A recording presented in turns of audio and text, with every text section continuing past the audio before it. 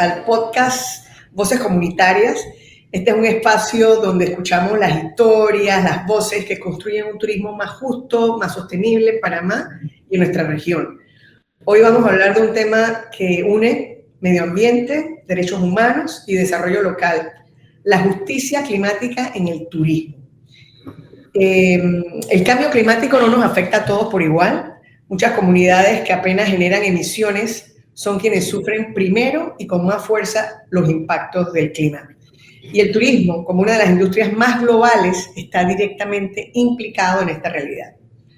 La justicia climática propone un enfoque inclusivo que reconoce la responsabilidad desigual de países, industrias y empresas y que coloca en el centro a las comunidades más vulnerables. En lugar de ver el cambio climático solo como un desafío tecnológico o económico, nos invita a preguntarnos cómo se distribuyen sus impactos y cómo logramos que las soluciones sean realmente justas. Para conversar sobre esto, nos acompañan 3 voces de experiencia y compromiso en Panamá. Nuestra primera invitada, la licenciada Joana Abrego, del Comité Directivo de CIAM. Es abogada, gerente legal de CIAM, especialista en Derecho Ambiental Internacional y capacitadora en temas ambientales para distintas entidades. Nos acompaña también Guido Berguido, biólogo, director de Adopta Bosques en Panamá y un activista por los derechos de la biodiversidad de Panamá. Antes de entrar, me gustaría preguntarles a ustedes, si pudieras describir Panamá en una sola palabra, pensando en su naturaleza y su gente, ¿qué sería, Joana? Legado. Legado, qué belleza. Guido. Diversidad. Diversidad cultural, diversidad natural, diversidad. Belleza. Estamos esperando a una tercera invitada, que es la profesora, la doctora Guadalupe González, pero mientras ella llega, vamos a empezar nosotros a conversar. Joana, hablemos un poquito sobre desigualdad climática y los derechos de las comunidades. En Panamá hay comunidades que viven del turismo, pero también están entre las más expuestas al aumento del nivel del mar, escasez de agua, inundaciones, hemos visto en algunas provincias este año, y otras afectaciones. Desde tu experiencia en incidencia ambiental, ¿qué se necesita para que estas comunidades puedan adaptarse y al mismo tiempo seguir prosperando con el turismo? Mira, muchas gracias por la invitación de estar acá con este tema tan fascinante e importante para nuestro país. Sin duda coincidimos totalmente en que nuestro país tiene una gran desigualdad que permea y atraviesa todos los sectores y esferas de nuestro actuar, y no es diferente esta realidad de la crisis climática a nivel de las comunidades locales que sienten los impactos de una manera diferenciada, especialmente los grupos en situación de vulnerabilidad. Y hay una doble arista de esa vulnerabilidad, en el sentido de que está la crisis climática per se y los efectos que la crisis climática traerá. Ya vemos que en Panamá eso viene con un componente que a veces hay regiones en donde se sentirán un incremento de las lluvias en poco tiempo, y en otros momentos veremos, y en diferentes regiones veremos una sequía más prolongada, que también tiene un efecto diferenciador. Esto tendrá obviamente unos impactos en nuestra capacidad productiva, tendrá un impacto en nuestra salud, en nuestros medios de vida en general. Pero al mismo tiempo, vemos que estos ecosistemas naturales que se ven impactados por la crisis climática y por tanto tienen un efecto en las comunidades, también están siendo amenazados por las actividades más tradicionales que existen, todas las amenazas a la deforestación, etcétera. Y ahí hay un doble reto, porque necesitamos hacer acciones para conservar estos ecosistemas, protegernos de esos efectos del cambio climático, pero esa adaptación, esa construcción de resiliencia será imposible si continuamos perdiendo la riqueza y la resiliencia de los ecosistemas mismos, continuando sometiéndolo a las amenazas tradicionales de mala planificación territorial, malas decisiones de política pública. El hecho de la falta de una política pública establecida y que permee en el tiempo, una crítica nuestra bastante consistente a todo lo que tiene que ver con las negociaciones internacionales de cambio climático y su implementación en Panamá, ha sido la priorización de una serie de esfuerzos de planificación. Muchas veces al mismo tiempo se trabajan en políticas, planes, agendas estrategias, todo al mismo tiempo, sin un plan claro de cómo están estas cosas coordinadas y lo más importante, cómo esas acciones van a terminar siendo implementadas en territorio con un proceso participativo con las comunidades. Entonces, hemos visto en varias administraciones cómo se prioriza la inversión en diagnósticos, en planes, pero poco realmente permea hacia una construcción de resiliencia en campo en donde estamos más urgidos. No tenemos sistemas de alerta para muchos de los efectos del cambio climático, no tenemos protocolos de respuesta para muchas de los escenarios o de las crisis que sufrimos, y eso se ha evidenciado históricamente a través de cada crisis que hemos visto por un huracán. Hay más tormentas, por X razón, vemos cómo hay una falta de preparación y protocolo a nivel local, que es donde más necesario. Interesante. Y dime algo, ¿qué políticas o regulaciones podrían proteger mejor a estas comunidades que están más expuestas? Hablas de alerta temprana, hablas de protocolo, pero ¿qué tipo de políticas, tú que estás en CIAM, sugieren ustedes? Por supuesto que ese tema de prevención es supremamente importante, todo el mecanismo de alerta, vigilancia y capacidad de respuesta, protocolo de respuesta, pero también obviamente pasa por promover un modelo de desarrollo que sea compatible con la conservación y puesta en valor de los ecosistemas que nos protegen de esos peores efectos del cambio climático, como decía. Entonces sentimos que una cosa está como casada con la otra. No podemos trabajar en prevención y capacidad de respuesta a desastres solamente, porque eso simplemente esperar que el tema suceda, sino que tenemos que trabajar en la conservación y puesta en valor de esos ecosistemas que son nuestra mejor protección y de hecho restaurarlos en aquellos casos en donde los hayamos perdido. Un ejemplo claro son los ecosistemas de humedal y en particular los manglares, que son la primera barrera de protección para toda la línea costera y que en muchos casos se ha perdido y en otros casos se encuentran en amenaza por malas decisiones de política pública. Entonces, pensamos que la apuesta debe ser trabajar a nivel local con las comunidades a un esfuerzo de ordenamiento de las actividades. Aquí, y esta fue una piedra angular de nuestros comentarios recientemente, cuando se sometió a consulta pública la ley de cambio climático, que todavía está siendo evaluada por el Ministerio de Ambiente para luego pasarse a la Asamblea. Una de la piedra angular de nuestros comentarios era el ordenamiento del territorio. El ordenamiento no puede ser una cosa accidental, que estamos pensando en cambio climático y bueno, también el ordenamiento territorial tiene que prestar atención a todos los otros instrumentos de política pública que estamos haciendo para enfrentar la crisis climática. No, debe estar en el centro, porque si no tenemos las actividades ordenadas, ¿qué se puede dónde? Para garantizar esa conservación de esos ecosistemas que son nuestra primera línea de defensa, pues no tenemos en realidad capacidad de respuesta, solo tenemos capacidad, tendríamos o estaríamos construyendo una capacidad de reacción que es muy distinta. Así es. Muchas gracias. Una última pregunta. ¿Cómo garantizar que esas decisiones sobre desarrollo turístico incluyan la voz de quienes viven en estos territorios? Lo has mencionado, pero ¿cuál sería tu... ¿qué opinas ahí? ¿Cómo garantizamos? La respuesta son tres palabras: Acuerdo de Escazú. ¿Sí? Panamá es parte del Acuerdo de Escazú, que es el acuerdo regional sobre acceso a la información, participación pública y acceso a la justicia en asuntos ambientales de América Latina y el Caribe.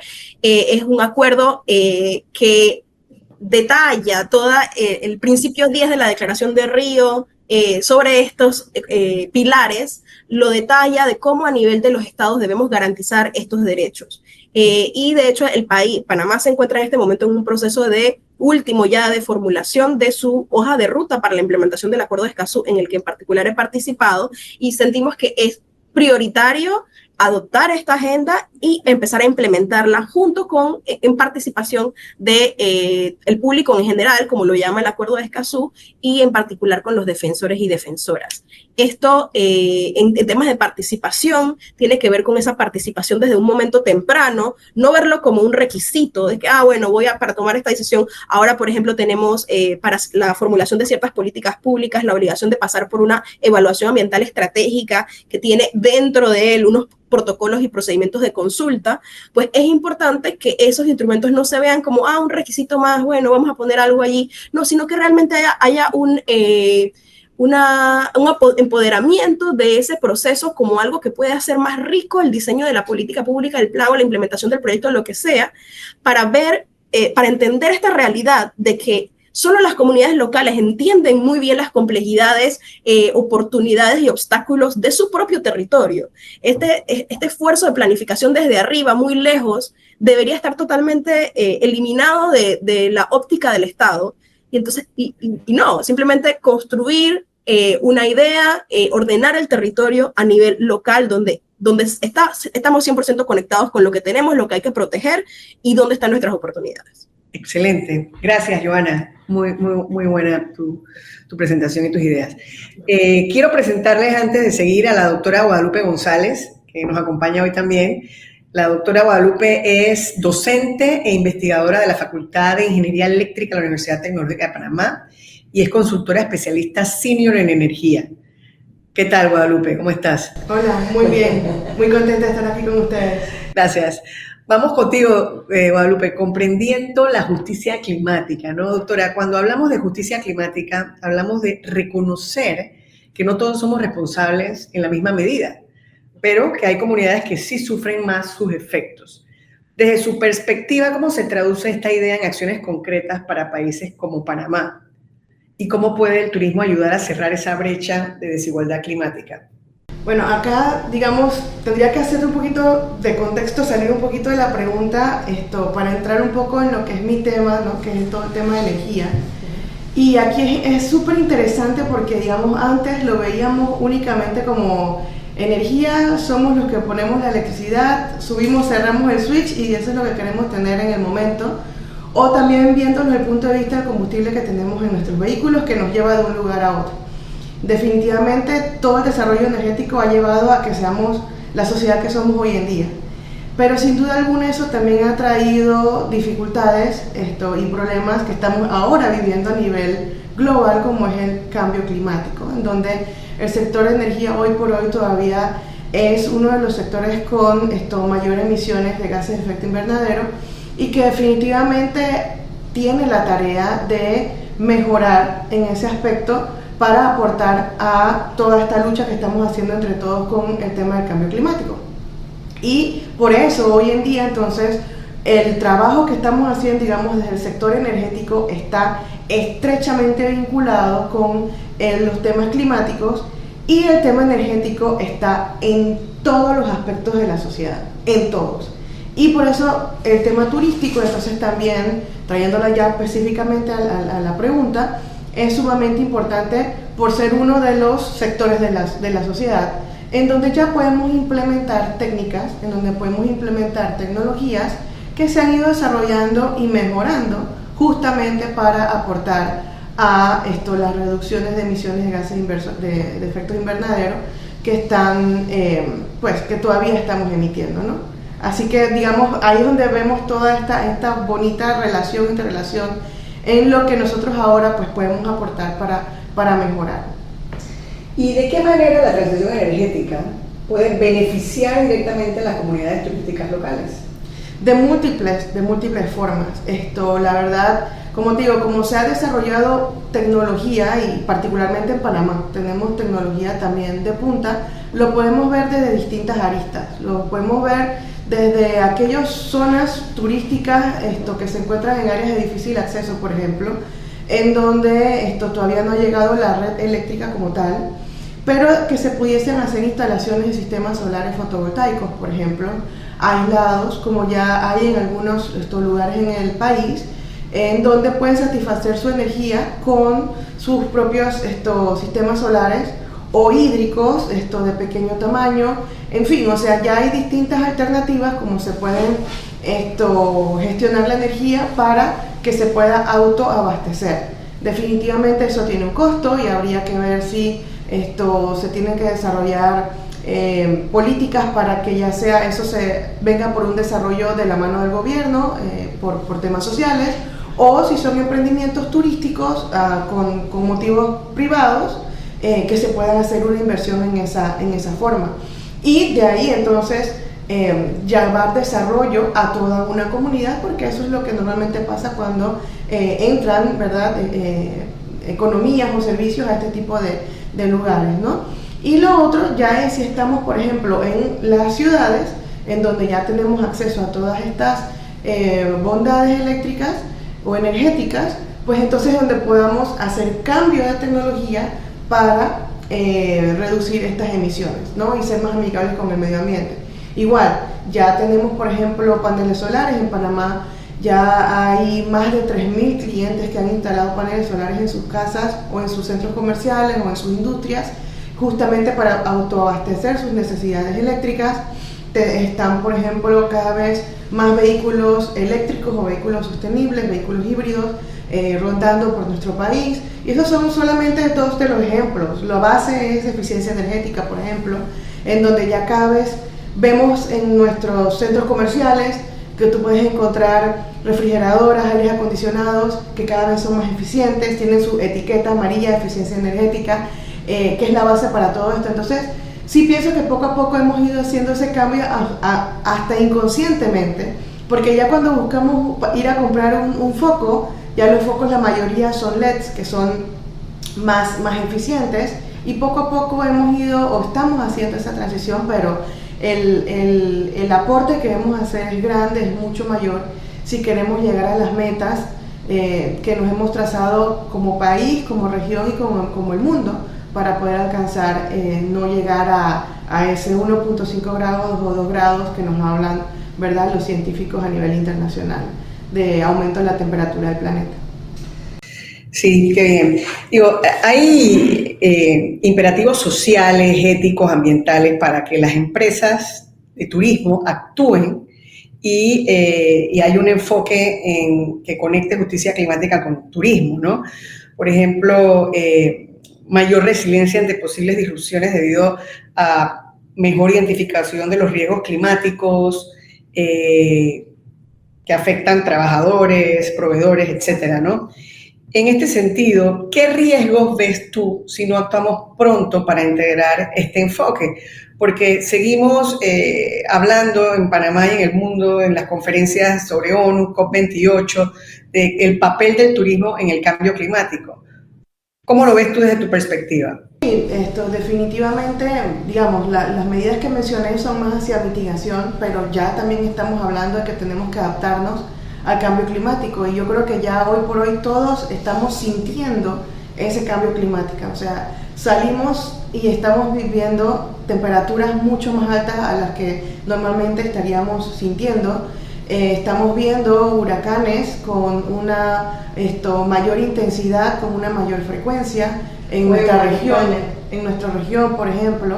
En España hemos visto también las crecidas de los ríos sin siquiera saber qué iba a suceder.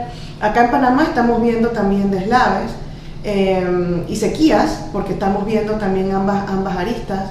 Entonces sí, o sea, ya a nivel de nuestro país y del sector turismo particularmente, que necesita, digamos, el ambiente, que tenga pues un ambiente apto para que las personas puedan salir, divertirse y demás.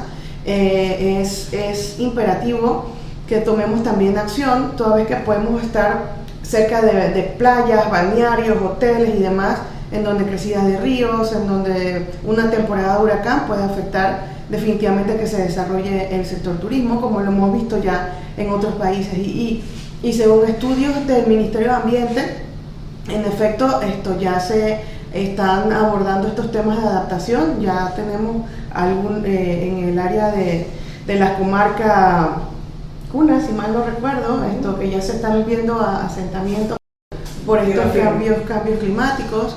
En fin, o sea, realmente no es una cuestión que tengamos que proyectar, sino que son situaciones que estamos viviendo ya, y que definitivamente lo que nos está diciendo es que tenemos que tomar un paso mucho más acelerado a todos estos cambios en nuestro diario vivir, que es prácticamente lo que tenemos que hacer, ¿no? Y por eso lo hablo muy general, porque no es solamente el sector turismo, sino que el sector turismo se puede ver, digamos, está en este momento en donde puede tomar la oportunidad de implementar todo esto, porque ya se ha desarrollado una base. Por ejemplo, en Panamá hay incentivos fiscales, hay incentivos también no fiscales, que te pueden ayudar a introducir estas tecnologías de una forma mucho más activa y beneficiarse. Al final yo sé que todos nos movemos por temas económicos o sociales, o algunos que nos movemos porque nos apasiona el tema, pero ya hasta si vamos hacia el tema económico, se puede hacer estudios y analizar que hay un retorno sobre esta inversión. Entonces vale la pena pues hacer el análisis, sentarse y tomar este tipo de oportunidades en donde conversemos, en donde podamos platicar, enseñar más sobre todos estos cambios que se pueden desarrollar y que las personas pierdan un poco ese miedo a las nuevas tecnologías, que es muy normal, pero que una vez que ya nos familiarizamos con esto, pues se hace mucho más fácil el proceso al cambio, ¿no? Muchas gracias, doctora. Ahora vamos a conversar con Guido. Licenciado Guido, ¿el turismo puede ser un gran aliado para la conservación o un gran problema, como hemos visto en Panamá, si no se gestiona bien? Desde su experiencia, tu experiencia en la protección de ecosistemas con Adopta en Darién y en otras regiones, ¿qué impactos ha tenido el turismo en la biodiversidad de Panamá? Saludos, gracias por la oportunidad, Dani. En efecto, el turismo es una herramienta impresionante, con un potencial enorme y con muchos beneficios potenciales, ¿no? Porque mucho se dice que nosotros, los biólogos, los ambientalistas, estamos en contra del progreso, estamos en contra del desarrollo, y muy al contrario, nosotros lo que promovemos es un desarrollo sostenible.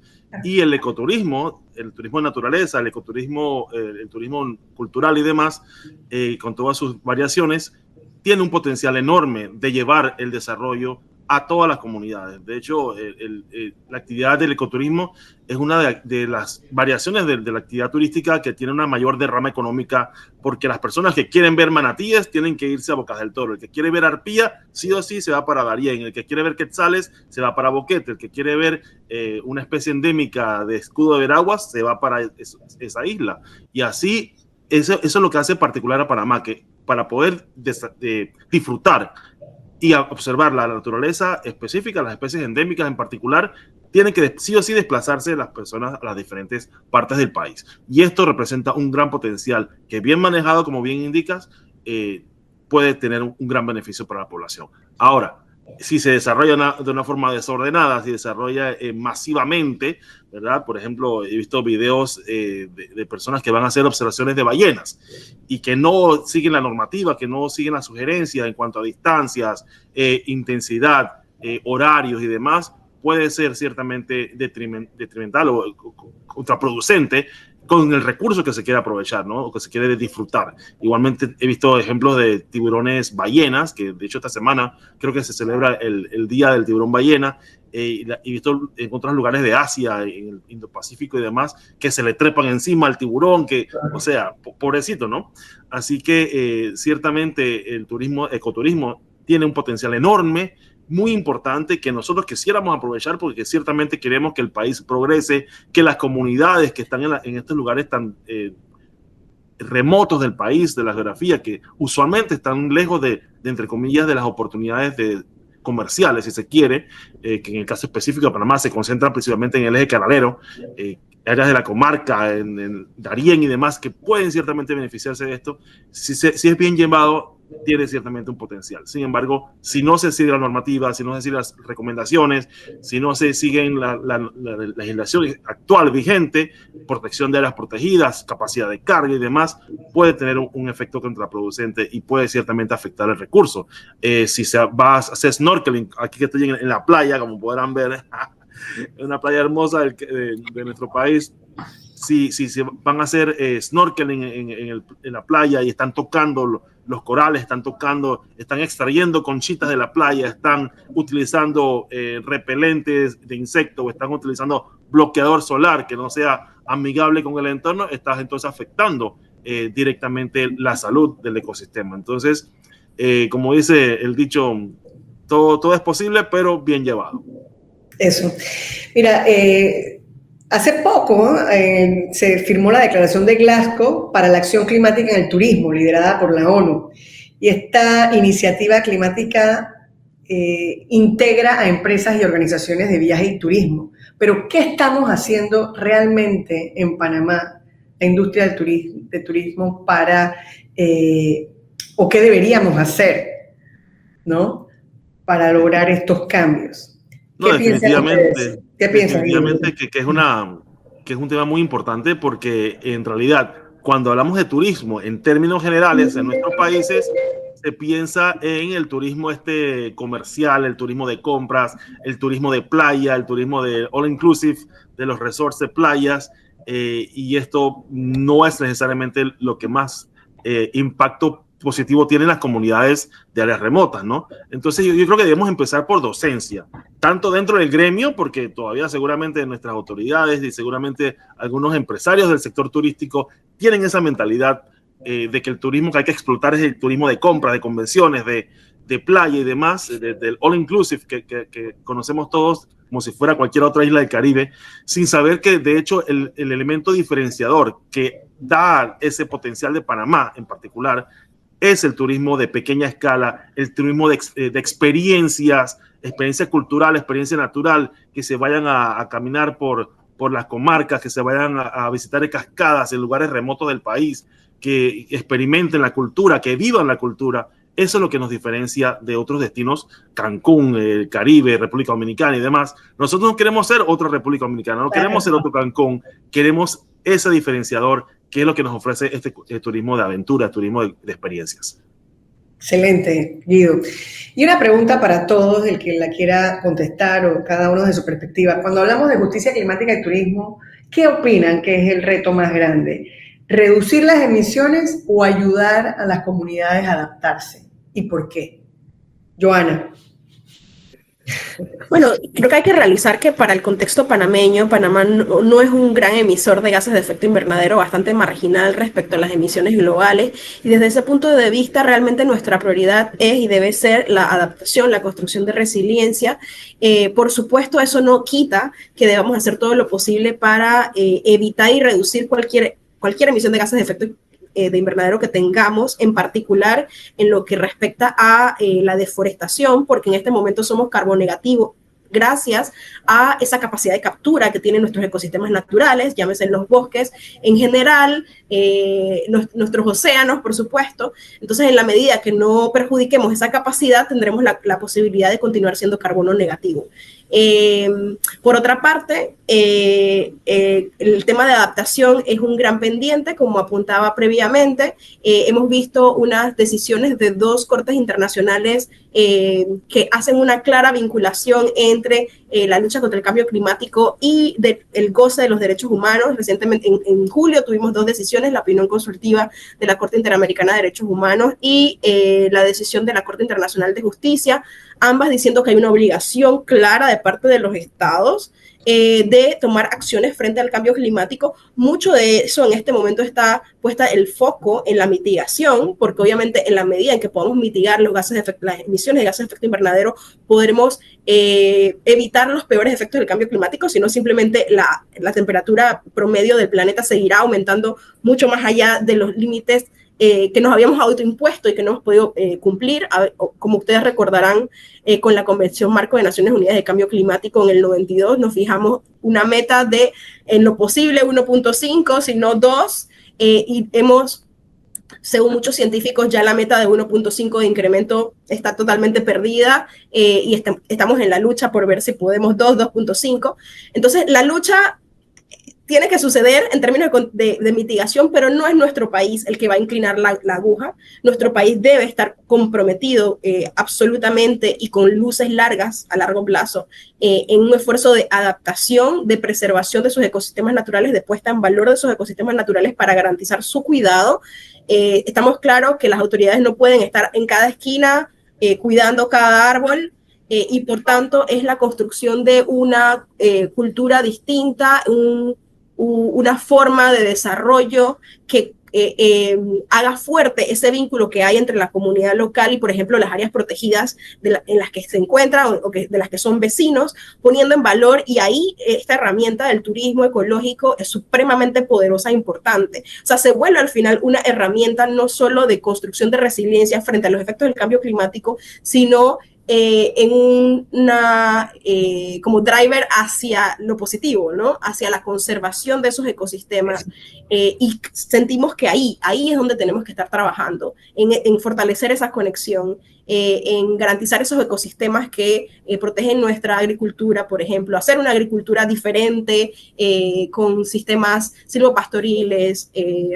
agroforestales, puesta en valor de diferentes productos no forestales, una serie de otras cosas que complementan además perfectamente la actividad turística, y lo hemos visto con los socios de ATSO, cómo se hacen estas cadenas de valor entre el turismo que viene, por ejemplo, a visitar tortugas, pero le ofrecemos mucho más de esta cadena y esta riqueza que tienen las comunidades para ofrecer, y que son un esfuerzo de conservación y de generación de empleos, de calidad de vida supremamente importante para nuestro país.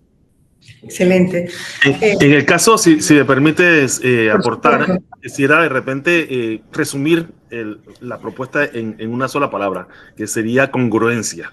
Porque por un lado nuestro país se vende como ¿verdad? Esta potencia mundial, líder azul, líder verde, carbono negativo de los tres en el mundo, ¿no? Entonces firmamos todos estos convenios internacionales, el Acuerdo de Escazú, firmamos el Acuerdo del Cambio Climático, el Acuerdo de París, el Acuerdo de Diversidad Biológica. O sea, estamos volando, o sea, en papel estamos volando. Sí. Lo único que necesitamos es ser congruentes, a que las acciones tanto gubernamentales como las que permitimos como sociedad sean acordes a esas decisiones que hemos tomado jurídicamente hablando, porque hemos visto casos de proyectos que aún se están incentivando, que son destructores prácticamente, o que tienen un potencial impacto importante en los recursos naturales. Hablando de casos específicos de proyectos que afectan manglares, que son nuestra barrera principal, como bien decían los colegas, contra la resiliencia del cambio climático, protección de las costas, albergue de biodiversidad, potencial ecoturístico y todo esto. Así que yo resumiría en una sola palabra, y es congruencia.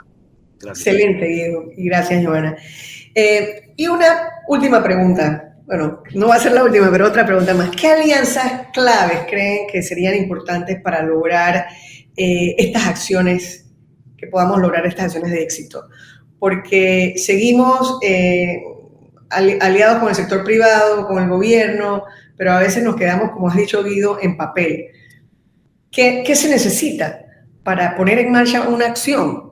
A ver, si me das la palabra también como para responder la anterior, yo coincido plenamente con los dos. Definitivamente Panamá nos orgullecemos de ser un país carbono negativo, y como tan bien han dicho, estamos haciendo un montón de cosas en papel, pero hay que llevarlo a la práctica. Y de la práctica, yo pienso que algo que nos hace falta justamente para llegar a esa justicia climática, y atando un poquito a la segunda pregunta, es con la educación. O sea, yo creo que ese es el punto clave para todas las acciones en donde hemos estado conversando, y básicamente es porque si no culturizamos a toda la sociedad sobre cómo debemos trabajar, cómo debemos comportarnos en los distintos temas de los que hemos estado hablando hoy, cuesta demasiado poder alcanzarlo, ¿no? Entonces, yo pienso que ese enlace y no es ir a hablar con las universidades, es desde la escuela, es ese niño pequeño que se está formando, que él sepa que tiene que ahorrar electricidad, que tiene que no botar basura en la calle, que tiene que cuidar el ambiente. Yo creo que eso es fundamental, y de ahí llevarlo a toda la sociedad. Nosotros antes, yo no sé si se recuerda, pero antes las campañas publicitarias hacia mover una política eran muy fuertes. Uno de esos ejemplos es el tema del cigarrillo. Yo recuerdo cuando yo era pequeña una campaña fuerte, y hoy por hoy somos uno de los países que menos consume cigarrillo en el mundo. ¿Por qué no podemos tener campañas así de fuertes también en temas que mejoren la justicia climática en nuestro país, ¿no? Entonces, creo que ahí nos hace falta muchísimo en estos temas. Y si vamos al Ministerio de Educación, nos van a decir, no, que el pensum está lleno, que no sé qué. Hay que sentarse, hay que repensar el pensum académico. Estamos en otra era, estamos en otros momentos, y hay que tomar acción. Eso es. Si yo puedo aportar a esta última pregunta sobre las alianzas, Yo diría que sería como una reconstrucción, ¿no? de esas alianzas, porque creo que las autoridades deben apalancar una mejor relación con esos actores del sector privado que están interesados en proteger, en promover opciones de desarrollo que son compatibles con esta agenda país de conservación de nuestros ecosistemas naturales y de lucha contra el cambio climático. En la medida en que se logra esa mejor mancuerna entre estos interesados, que el que guíe hacia dónde nos desarrollamos sea un esfuerzo planificado de parte del Estado, como decía, a largo plazo, y buscar esos aliados que están interesados en subirse en esa tabla de surf, que sea un desarrollo compatible con nuestra riqueza y herencia natural. Ahí es donde hay que construir la alianza. Eso. No dejarse influenciar por aquellas iniciativas más tradicionales que todavía no han entendido esa riqueza natural que tenemos y que tenemos que explotar. Simplemente apartarse de esa y buscar esta dirección adecuada, esa construcción. Y estoy segura que desde sociedad civil y todas sus organizaciones habrá un acompañamiento de esa alianza y de fortalecimiento de esa alianza, y totalmente de acuerdo con Guadalupe en el sentido de que hay que construir desde el individuo una mayor conciencia, pero también esa conciencia, como decía Guido, tiene que construirse sobre la base de una congruencia de las decisiones también a nivel de políticas públicas y estatales, porque no es posible pedirle solamente al ciudadano, oye, esté más pendiente de cuánto consumes de energía, que es muy importante, pero que luego el Estado diga, por ejemplo, que está explorando la posibilidad de el aprovechamiento de gas y petróleo en la plataforma continental en el Caribe, en una zona que evidentemente hay recursos que son supremamente importantes, son ecosistemas súper importantes, como por ejemplo los corales en el área de Gunayala, que son una fuente de turismo súper importante para los pueblos indígenas, para la comarca Gunayala y para el país al final. Entonces sí, pensamos que esas son las alianzas que hay que construir y ese es el país que tenemos pendiente construir en positivo, y abandonar todas esas iniciativas que nos alejan de ese objetivo y que luego crean una dependencia de nuestro país de sectores e industrias que ya hemos dicho en la agenda internacional que vamos a abandonar. Y dejar de promover además el uso de esos combustibles fósiles de otros países en la región, porque conectarnos en este momento con el aprovechamiento de estos combustibles fósiles es también promover que otros países sigan conectados con esos combustibles fósiles que están causando la crisis climática. Excelente, transferencia de conocimiento, eso es importante. Y algo que no hemos hablado, pero quería también mencionarlo, es que el turismo también es el diseño de experiencias y productos amigables con el clima, ¿no? Y muchas experiencias turísticas pueden diseñarse para asegurar que mejore la calidad de vida de los residentes permanentes, de las comunidades, ¿no? Y creo que eso también sería interesante, ver desde el diseño de productos cómo podemos diseñar experiencias donde los visitantes participen en la acción climática, aumentando la conciencia y tal vez hasta la regeneración local. Muchas gracias a todos, la verdad es que creo que esto ha sido maravilloso y hemos escuchado que la justicia climática no es solo una meta ambiental, sino humana. Cuidar a quienes más nos necesitan, proteger nuestra naturaleza, asegurar que el turismo también sea parte de la solución. Quiero dejarles el micrófono a la doctora Guadalupe, a Joana y a Guido. Gracias nuevamente por compartir su visión y compromiso. Gracias a quienes nos escuchan por interesarse en estos temas. Y esto fue Voces Comunitarias. Hasta la próxima.